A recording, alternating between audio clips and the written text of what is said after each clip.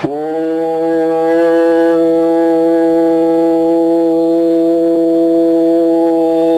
ஈஸ்வரா குருதேவா. அதே சமயம் தன் வாழ்க்கையின் நிலைகள் ஒவ்வொருவருடைய உணர்வின் அழகை தனக்குள் கண்டறிந்து அந்த உணர்வின் ஆற்றல் உண்மையான நிலைகள் கொண்டு அந்த மனிதனாக வாழ்ந்த பெண் வர்ணையின் வாட்டத்தின் எல்லையில்லாத நிலைகள் வாடிக்கொண்டிருக்கும் நிலையிலும் அவர் துன்பமும் துயரமும் அந்த உணர்வை சுவாசித்து அவர்கள் இறந்த பின் அந்த உயிராத்மா எவ்வாறு செல்லுகின்ற என்ற நிலையும், அதே போன்று அரசனாக இருந்தாலும் நாட்டிலே வறுமையும் மழையின்மையும் அதிகமான நிலையை தோற்றுவிக்கும் போது அதனால மக்கள் வாடுகின்றனர். ஆனால் மக்களை ஆட்சி செய்யும் அரசனுடைய நிலைகளுக்கும் எத்தனையோ துன்பங்கள் வேதனைகள் நேருகின்றது. ஆக மற்ற ஜீவசக்தி இல்லை என்றால் இந்த மனித உடலுக்குள் எதுவும் செய்ய முடியாது என்ற பேருமையை கண்டறிந்த பின் தான் இந்த அரச போகத்தை தான் தொடர்ந்து அவர் ஆற்றல் மிக்க சக்தியுடைய நிலைகள் ஆதியிலே மற்ற மகரிஷிகள் எவ்வாறு பெற்றார்கள் என்ற அந்த பேருண்மையை தனக்குள் மறைந்திருந்த உண்மையின் சக்தியை அறிய முற்படுகின்றனர். அப்படி அறிய முற்பட்ட பின் நான் சகல தனக்கு வேண்டிய அந்த சகல விதமான கௌரவம் பொருள் அனைத்துமே இது வேண்டாம் என்று ஒதுக்கிவிட்டு ஒவ்வொரு உயிரையும் கடவுளா மதித்து அந்த உயிர் வளர்த்த ஒவ்வொரு உடலையும் கோயிலாக மதித்து அந்த ஒவ்வொரு உயிரினுடைய நிறைகள் அது எந்த அளவுக்கு மகிழ்ச்சியுடைய நிறைவை பெறுகின்றதோ உயிர் என்றால் ஒவ்வொரு மனிதனுக்கு வளர்ந்த அந்த ஆற்றல் மிக்க சக்திகள் தன் குடிமக்களுடைய உயிர்களை கடவுளாக மதித்து அவன் அமைத்துக் கொண்ட கோட்டை என்ற அந்த சரீரத்தை மதித்து தன் உயிரையும் கடவுளாக மதித்து தன் உடலையும் அந்த கடவுளாக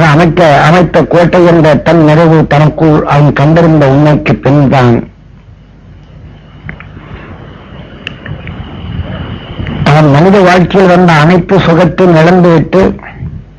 தான் சுகம் என்ற நிலையை ஒவ்வொரு மனிதனுக்குள் சந்தோஷமும் மகிழ்ச்சியும் எப்பொழுது வெளிப்படுகின்றதோ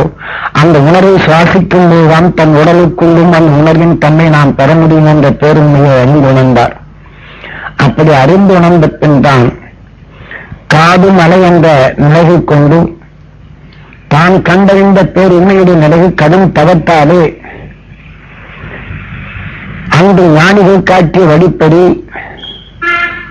சப்தர்ஷி மண்டலங்களிலிருந்து பேராற்றல் மிக்க சக்தியை தான் சுவாசித்து அந்த உணர்வின் அலையை நாடு முழுவதுக்கும் பரப்பி செய்து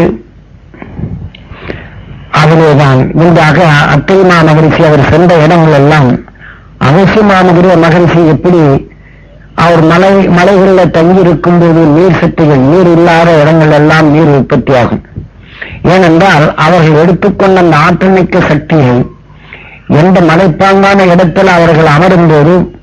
அவர் உடல்ல வளர்த்துக் கொண்ட அந்த ஆற்றல் மிக்க சக்திகள் அந்த மலைப்பாங்கான பாறைகள் அது ஈர்க்கப்பட்டு அந்த உணவின் சக்திகள் அந்த பதிந்துவிடும். அவ்வாறு பதிந்துவிட்டால் அவர் எந்த கருத்துக்காக எந்த நோக்கத்திற்காக அவர்கள் உணர்வின் சக்தி தனக்குள் வளர்த்துக் கொண்டாரோ அந்த உணர்வின் அலைகள் அந்த புதியான மலைப்பாறைகள் அது தேங்கி அதை இழுத்துக் கொண்ட பின் அவர்கள் அந்த இடத்தை விட்டு நகர்ந்தால் போரும். அந்த ஆற்றல் மிக்க சக்திகள் மேகங்களாக கூடி வருவதை அது நீர் துளிகளாக தனக்குள் கவர்ந்து நீராக அது வடித்து அந்த ஜீவ நீராக ஓடி மற்ற தாவர இனங்களை செழிக்க செய்யும். அத்தகைய நிலைகளை அந்த ஆதியிலே அகசியமா மகரிஷி எதை செய்வாரோ அத்தகைய தன்மையைதான் அத்தரிமா மகரிஷியும் தான் அரசாட்சியிலே வறுமையும் அதாவது மழையே இந்த மழை இல்லாத நிலைகள்ல மக்கள் வாடி தவித்து வறுமையில் வாடிக்கொண்டிருக்கப்படும் போது அதே சமயம் தனக்குள் அந்த துயரமான எல்லைகள் மரண வாயில் தன்னுடைய கடைசி நிலைகள் பார்க்கும் போதுதான் இன்று மகரிஷிகள் காட்டிய அந்த அறை வெளிகொண்டு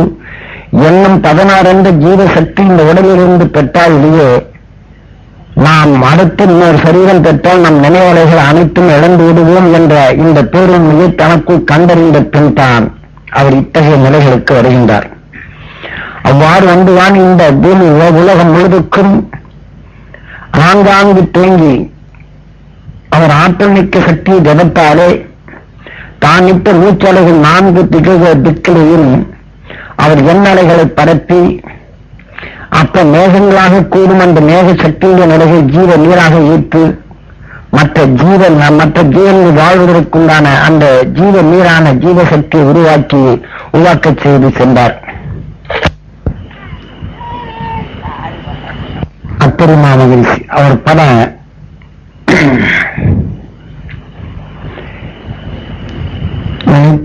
அகசியமா மகரிஷியின் அரை வழிகளிலே அந்த ஆற்றலை தனக்குள் கடைசி நிமிஷத்தில் பெற்றுவான். அந்த அத்தரிமா மகரிஷி தன் உடலிலே ஆற்றல் மிக்க சக்திகளை வளர்த்து பின் சென்றார். அந்த அத்தரிமா மகரிஷியின் அருளொளியே இந்த வாரம் நேற்றிலிருந்து நம் ஞான ஒளி அன்பர்களுக்கு கிடைக்கச் செய்வதற்குத்தான் அந்த தப நிலைகள் இருந்து அவர் எப்படி மனித வாழ்க்கையில் அரசபோகங்கள் இருந்தாலும் அதை வெறுத்து தன் உடலுக்குள் மறைந்திருக்கக்கூடிய ஒளியான உணவின் தன்மையை தான் தட்டி எழுப்பி விண்ணின் ஆற்றலை தனக்குள் பெற்று அந்த உணர்வலைகளை பரப்பச் செய்தாரோ அத்தகைய ஆற்றல் மிக்க அந்த அணுவின் அந்த உணவின் ஆற்றல் உங்களுக்கு கிடைக்கப்பெற செய்ய வேண்டும் என்ற நிலைக்குத்தான் நமது குருநாதர் காட்டிய அந்த அருள் வழி நெறிப்படி அவரை கடும் ஜபத்தாலே அந்த உணர்வின் நிலைகளை எடுப்பெற்று அதை நீங்க சிறுபடி நீங்க கூர்ந்து கவனித்து இந்த உபதேசத்தை நீங்க கேட்பவருடைய செய்தி உணர்வலைகளிலே ஈர்க்கப்பட்டு அந்த உணர்வின் ஆற்றல் உங்க உடலான நிலைகள் மீது பதிவாகி அந்த பதிவின் உணர்வு ஆற்றலே இந்த காற்றிலிருந்து அந்த மகிழ்ச்சிகள் எவ்வாறு ஆற்றல் மிக்க சக்திகளை பெற்றார்களோ அச்சக்தி பெற செய்வதற்கேதான் நாம் இந்த ஜபகால மௌன விரத காலத்தை அனுஷ்டித்தது. ஆகவே அத்தரிமா மகரிஷி அவர் ஆற்றல் மிக்க சக்தியை பெற்றாலும் ஒவ்வொரு மனிதனையும் மகிழச் செய்வதற்காக வேண்டி தான் விண்ணின் ஆற்றலை தனக்கு பெருக்கி அந்த அரசனாக இருந்து போர் முறைகளிலே வேறு உலகம் முழுவதுக்கு சுற்றினாலும் அரச நிலையை திறந்துவிட்டு மக்களை அணுகி தான் போராட்டம் மிக்க சக்தி தனக்குள் பெற்று அந்த சக்தியின் வடிவப்பனை கொண்டு மக்கள் எங்கெல்லாம் வாடுகின்றனரோ அங்கெல்லாம் சென்று தான் ஆற்றல் மிக்க சக்தியின் தன்மை கொண்டு ஒவ்வொரு மக்களும் துன்புற்று இருக்கக்கூடிய அந்த நிலைகளிலிருந்து துன்பத்திலிருந்து விடுபடச் செய்து அந்த ஆற்றல் மிக்க உணர்வுடைய சக்திகளை ஒவ்வொரு மனிதனின் உடலிலும் பாய்ச்ச முற்பட்டார்கள். ஏன் அவ்வாறு முற்பட்டார்கள்? ஒவ்வொரு உயிரையும் கடவுளாக மறித்து அந்த உடல்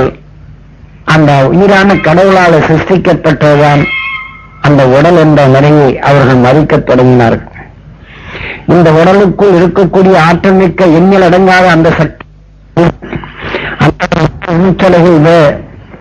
வெளியிலே பரப்பச் செய்து அந்த மூச்சலையை தான் சுவாசித்து அறிவை தனக்கு ஒரு பெரும் சொத்தாக பாக்கியமாக தான் சுவாசித்து அந்த சுவாசிக்கும் உணர்வின் சக்தியை தன் உடலிலே பெற்று அறிவை தன் உணர்வின் ஒளியாக மாற்றி மின் சென்றார்கள். இப்படித்தான் அனைத்து மகரிஷிகளும் செயல்பட்டார்கள். இன்று போகரை எடுத்துக்கொண்டாலும் அவர் எல்லா வல்லமை பெற்றாலும் பேரண்டமும் பெரும் நிலையுடைய நிலைகள் அவர் கண்டறிந்தார். அவர் கண்டறிந்த பின் ஆற்றல் மிக்க சக்திகளை பெற்றாலும் ஒவ்வொரு மனிதன் நோய்வாயிட்டு துன்பத்துடன் இருக்கக்கூடிய ஒவ்வொரு மக்களையும் தான் பெற்ற ஆற்றலின் சக்தியின் துணை கொண்டு உடலிலே வரக்கூடிய பிணிகளை அகற்றி ஒவ்வொரு மனிதனையும் மகிழச் செய்து அந்த மகிழ்ச்சியான எண்ணங்களை, அந்த மூச்சுகளை வெளிப்பட செய்து அந்த மூச்சிலே அந்த மகரிஷிகள் பெற்றார்கள். அவ்வாறு அவர்கள் சுவாசித்த அந்த உணவின் சக்தி துணை கொண்டுதான் அவர்கள் வென் செல்ல முயற்சித்தார்களே தவிர இந்த அரசருடைய நிலைகள் போல அடக்கி ஆட்சி புரிந்து அதன் வழிகளிலே நாட்டை காப்போம் என்ற நிலைகளுக்கு அல்ல. ஆக ஒவ்வொரு மக்களுடைய உள்ளத்திலையும் உயர்ந்த எண்ணங்களை தோற்றுவித்து அந்த மகிழ்வான எண்ணங்களை வெளிப்படுத்தி அந்த உணர்வின் ஆற்றலை அவர்கள் சுவாசித்துத்தான் அதன் வழியே வின் சென்றார்கள். ஆக எல்லா வழிகளிலும் எல்லா வகை வித்தைகளையும் கற்றுக்கொண்டாலும் ஒவ்வொரு நாம் இப்ப எப்படி நாம் கோயில்களுக்கோ ஞானிகளிடம் நாம் தேடி செல்கின்றோமோ அதே போல ஞானிகள் ஒவ்வொருவரும் சாதாரண மக்களிடத்தில் தேடி வருவதை விழிப்புரளி ஒரு மனிதன் எவ்வளவு துன்பத்தில் ஆழ்ந்திருக்கின்றாரோ அந்த துன்பத்தை நீக்கி அந்த துன்பத்தை உருவாக்கிய அந்த காரணமான தீய உணர்வின் சக்தி அந்த தாழ்ந்த அவருடைய சக்தி இழக்கச் செய்து அந்த துன்பத்தை உருவாக்கிய ஆற்றல் மிக்க உணர்வுகளை தோன்றிய நல்ல உணர்வின் அணுவின் ஆற்றலை அதை உருவாக்கச் செய்வது. உதாரணமா ஒரு கர்மக்கிழங்கு விஷத்தின் தன்மை கொண்டிருந்தாலும் அந்த விஷத்தை நீக்கிய பின் ஆற்றல் மிக்க நிறைவை கொண்டு நம் சரீரத்துக்கு அது எப்படி சத்து மிக்கதாக ஆகின்றதோ அதே போன்று பரமாக்கு அது அரிசி உருவாவதற்கு அந்த உணவு பிரதானமாக இருந்தது. அந்த கடினமான அந்த உணர்வின் ஆற்றல்களாக இருந்தாலும் அதே ஆற்றலான உடலுக்குள் அதை சென்றுவிட்டால் தீயதை விளைவிக்கும். தான் நெல்லுக்குள் இருக்கக்கூடிய நுண்ணியை நீக்கிய பின் அரிசி எவ்வாறு இருக்கின்றதோ அதை போன்ற கடினமான சுவாசத்தை நாம் சுவாசித்தாலும் நாம் சுவாசித்த அந்த உணர்வின் அலைகள் நம் உடலுக்குள் நாம் நெல்லை உணவை நீக்கிவிட்டு உள்ளே இருக்கக்கூடிய அரிசியை நாம் எப்படி பெற்றனோ அதே போன்று அந்த மகரிஷிகள் விஷத்தின் ஆற்றலுக்குள் இருக்கக்கூடிய இயக்கும் அந்த உணர்வின் ஆற்றலை தான் சுவாசிப்பதற்குத்தான் பெற்று அந்த பெற்ற உண்மையுடைய நிலையை மனிதன் உடலை செலுத்தி அந்த துன்புறுத்தும் உணர்வலையை நீக்கி அதை நீக்கிய பின், ஏனென்றால் அந்த உடலுக்குள் தான் அந்த துன்புறுத்தும் உணர்வான அணுக்கள் விளைகின்றது. அந்த விளைந்த அணுவின் தன்மையை அதை நீக்குவதற்கு அந்த மெய்ஞானின் அருள் சக்தியின் தன்மையை எந்த மனிதனின் உடலிலே துன்புற்றுக் கொண்டு இருக்கின்றனவோ அவர் உடலிலே அந்த சுவாசத்தை பாய்ச்சி ஒரு உணர்வு அங்கு இருக்கக்கூடிய துன்புறுத்தும் உணர்வலையை நாம் நெல்லுக்குள் இருக்கக்கூடிய உண்மையை நீக்கி உள்ளே இருக்கக்கூடிய அரிசி எடுப்பது போன்று ஒரு மனித உடலுக்குள் துன்புறுத்திக் கொண்டிருக்கும் அந்த உண்மையை நீக்கியது போன்று அந்த துன்பத்தை நீக்கி அங்க நல்ல வித்தான சத்தை அங்க உருவாக்குவதற்கு. உதாரணமா இப்ப தங்கத்துக்குள் நாம் திரவத்தை ஊற்றின உடனே பித்தளைகள் அதுக்குள் கலந்திருக்கக்கூடிய பித்தளைகளோ